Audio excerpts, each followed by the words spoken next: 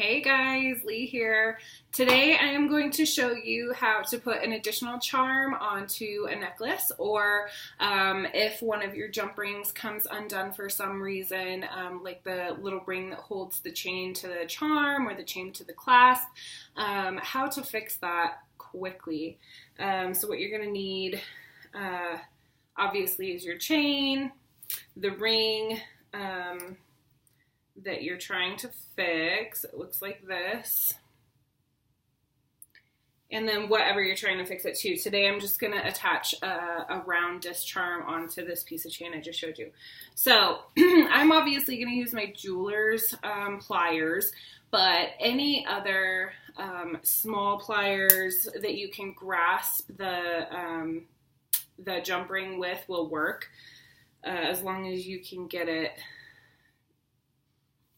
held pretty tightly.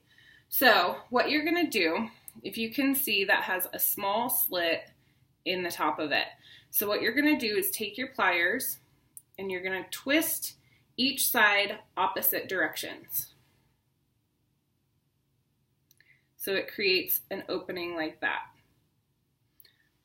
And then all you're going to do is slip your charm onto the ring and slip your chain right inside there. And then just make sure that you don't get any of the links of your chain stuck onto the jump ring.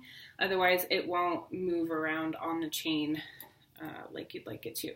So once you have those put in place, you just close it back up by twisting it back together.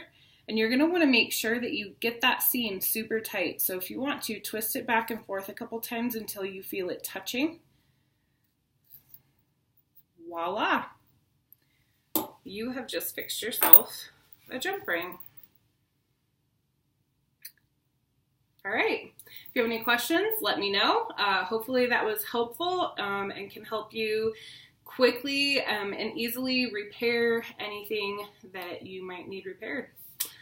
Or attach your additional pendants onto your necklaces. So I will talk to you guys later.